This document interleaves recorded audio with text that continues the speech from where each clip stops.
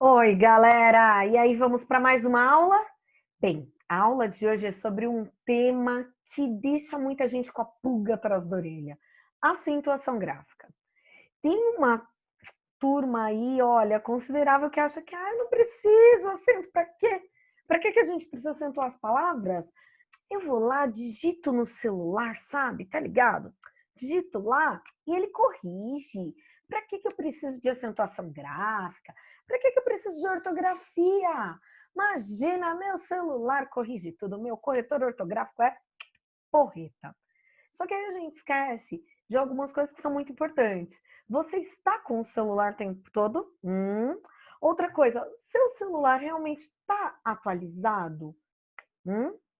E quando há palavras homônimas, palavras que ora possuem acento e aí tem um significado, em outra situação não, o acento diferencial. Ah, te peguei, hein? Celular não vai te corrigir nessas situações, não é mesmo? Então vamos lá, vamos rever. Só que para a gente poder compreender bem as regras de acentuação, que são super importantes em língua portuguesa, nós precisamos relembrar alguns conceitos que talvez tenham ficado esquecidos aí há alguns anos que vocês viram. Então vamos relembrá-los? Vamos lá então. Primeira coisa que é muito importante falar. Em língua portuguesa, nem todas as palavras são acentuadas, embora todas as palavras possuam uma sílaba forte, a chamada sílaba tônica. Todas elas possuem. Mas até aí, receber acento, isso é relativo. É uma minoria, tá? Então, uma palavra é uma porcentagem pequena de palavras, perto da diversidade que a gente tem na língua, que é acentuada, tá? Então, antes de ver as regras do que envolve a acentuação, é muito importante nós lembrarmos, né? Quais são os acentos que nós falamos quando se tratam das regras, a classificação entre sílaba tônica, né, e sílaba átona e os encontros vocálicos. Então, vamos lá. Primeira coisa a lembrar, de que acentos estamos falando aqui? Como eu vou falar das regras de acentuação, falaremos de dois acentos. O acento circunflexo, né? Chapeuzinho. Vai ficar esquisito, né? Meu chapeuzinho com o dedo, mas tá valendo. E o acento agudo, tá? Não é a crase de algumas aulas para trás, para quem assistiu. Não, acento agudo e o circunflexo. Então, esses dois acentos, eles assinalam, né, a questão da sílaba tônica. Você vai falar, pro, e o tio? Não, o tio é utilizado em vogais nasais. Como assim vogal nasal? Quando eu uso o som do nariz, mão, mãe, tá bom? Então, não vamos falar do tio, porque o tio é fácil, quando se tratam de sons nasais. Então, o acento agudo, utilizado no A, no I, no U, e no E e no O, quando tiver o som da vogal aberta, ó, a boca, deixei o vermelhão para ficar bem claro para vocês, ó, ó, então, vogal aberta. Já o circunflexo, o famoso chapéuzinho, nós vamos utilizar com as vogais fechadas, ou seja, a boca, ó, abre muito pouquinho, porque também se ela não abrir, o som não sai, né, professora? Pois é. Então, a gente tem lá o E, O. Olha a diferença. O. E, O. Tá? Então, a tonicidade muda. O A também, tá? O A também pode ter esse som mais fechado, quando ele vier seguido de um M ou um N, tá bom? Continuando. Outra coisa que a gente precisa relembrar antes de falar das regras, a questão da sílaba tônica, a sílaba forte. Lembra que você fazia? Lá atrás, divisão silábica, então você ia lá, pegava a palavra, a professora passava um exercício super gostosinho de você fazer divisão de sílabas, ó. Olha fazendo aqui, ó, oxítonas. E a gente aprendeu que em cada sílaba eu só posso ter uma vogal, isso é importante, só uma vogal, tá? E aí, de acordo com a sílaba mais forte, essas sílabas, essas palavras, melhor dizendo, são classificadas em oxítonas, se a última sílaba for a mais forte. Paroxítona, quando é a penúltima. Proparoxítona, quando é a antepenúltima. Ou seja, sempre uma das três últimas. Em português, por maior que seja a palavra, mesmo que seja uma polissílaba lá, que tem um monte de sílabas, a acentuação, ou melhor dizendo, a tonicidade O som mais forte sempre estará nas três últimas, em uma das três, tá? E nem sempre recebem acentos, como eu já disse. E outro conceito importante a lembrar são os encontros vocálicos. O que são os encontros vocálicos? Acabei de dizer que só tem uma vogal por sílaba. Você vai falar, professor, você tá doida? Tem palavra que tem mais de uma. Olha ali, você colocou, olha aqui. Professora, você colocou pai, olha lá, duas sílabas. Caixa, duas sílabas. Ah, você me enganou. Não, eu não te enganei. O que acontece? A sílaba é quando o som é forte. Tem o som forte, tem sílaba. Quando o som é mais fraco, então nós estamos falando em sons vocálicos, ok? Se o som vocálico é forte, eu falo que tem vogal nessa sílaba. Se o som, aliás, toda sílaba vai ter, mas se esse som vocálico ele é um pouco mais fraco, ele quase desaparece. A gente diz que nós dizemos que estamos diante de uma semivogal. Ó, em pai, o que é forte? É o A, o I é fraquinho. Então, isso é um ditongo. É o encontro de uma vogal com uma semivogal. Só que aí, a gente tem umas classificações aí para eles. Se é crescente, quando vem primeiro a semi, primeiro a fraquinha, depois a forte, que é realmente a vogal. Miséria, né? O I quase desaparece, o A é mais forte, né? Olhem aqui. É decrescente, então nesse caso é crescente, miséria, crescente. Primeiro a semi, primeiro a fraquinha, depois a forte, perdão. Decrescente, ou seja, o som tá caindo. Quando eu tenho primeiro o som forte da vogal, depois a semi, pai, caixa. Pode ver que às vezes até sai um caixa, quando as pessoas falam, né? Quando eu falo também, quem vê pensa que eu sou perfeita. E a nasal. A nasal quando usa o nariz, falei agora há pouco, ó, mãe, tá? Mão. Pão. Então, usei o nariz. Tritongo. Fácil, fácil, fácil. Babá. Tritongo, tenho três. Aí, vou ter um encontro com três. Opa, se eu só posso ter uma vogal na sílaba, portanto, eu tenho uma vogal e as outras duas que estão juntas são semivogais.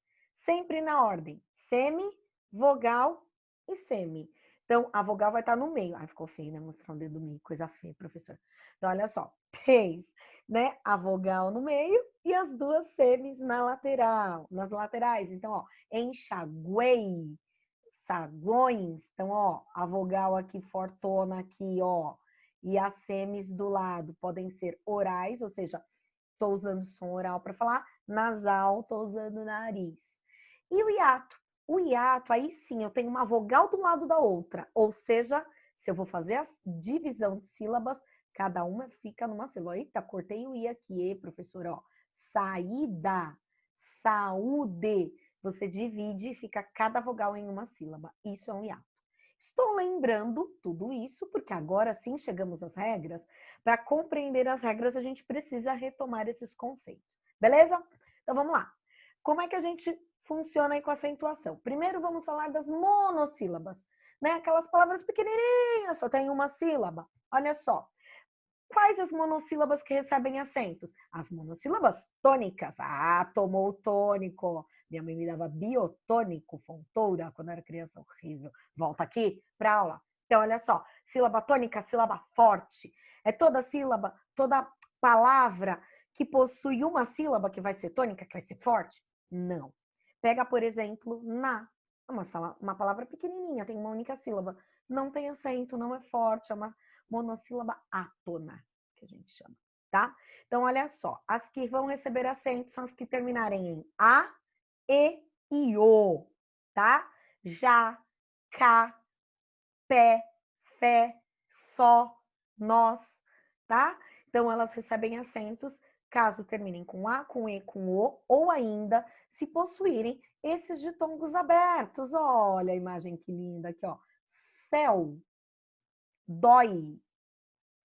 Faltou uma com el, né? Esqueci de colocar aqui. Anota aí para você no seu caderninho. Hell, tá? Então não separa. Uma palavra com uma única sílaba, sílaba forte, terminado dessa forma. Beleza? Vamos para a próxima. As oxítonas. As oxítonas, quais as que recebem acentos? Somente as que terminarem com A, com E, com O Opa, a mesma regra da monossílaba, sim. Por isso que às vezes eles nem separam nas apostilas, nos livros didáticos. A, E e O, ou de tongo aberto. Ei, oi, el. Então, olha lá, sofá, café, avó, vovó. Olha que bonitinha a imagem da vovó. Papéis, herói. Então, independente se a palavra está no singular ou no plural, recebe acento terminando dessa forma. Outro detalhe, quando as oxítonas terminam com em, ou no plural ens, parabéns, também, contém, e aí cuidado com contém, porque eu posso ter contém com acento agudo ou com acento circunflexo, lembra da historinha do celular? Seu celular não ia saber disso, olha só. Então, a gente vai ter aí a diferença de acordo com a pessoa gramatical. Se for ele, terceira do singular, ele contém. Se for no plural, eles contêm. Beleza? Paroxítonas. A paroxítona aí tem uma listinha grande. Vejam só. Receberão acentos. Lembra, paroxítona, penúltima é a forte. Receberão acentos todas as paroxítonas terminadas em L, N, PS, R, X, ão, I, us e ditongo, tá? Seguido ou não de S. Então tem que ficar bem atento, tá? Terminou com todas essas letras, vai ter acento a paroxítona. Coloquei um exemplo de uma fênix, né? Que eu gosto bastante aí da mitologia, aquela que ressurge das cinzas. Fênix termina com que letra? Ah, a professora Fênix termina com X, então tem acento. Paroxítonas que recebem acento. Açúcar, termina com R, por isso que tem acento. Bíceps, bíceps forte, termina com PS, por isso que tem acento. Certo? Bem, praias mais fáceis de todas. Olha só, coloquei até balancinhos de festa, de alegria. É a regra mais fácil. Proparoxítona, a antepenúltima. Todas elas têm acento. Meu nome tem acento. Débora. Aliás, não sei se está aparecendo aí para vocês, mas olha que feio, aqui está sem acento. Eu não coloquei com acento, professora. Débora tem acento, é uma proparoxítona. Música, matemática. Quis colocar algumas palavras maiores, porque senão a gente tem a impressão que é quando a primeira sílaba, né? Lembra, a gente conta de trás para frente, tá bom? Então, todas as proparoxítonas têm acentos. Antes da gente acabar, vamos para algumas regrinhas especiais aí, casos especiais. Então, olhem só, não acentuam as paroxítonas com ditongo aberto. Por que eu coloquei isso aqui? Porque antigamente acentuava-se.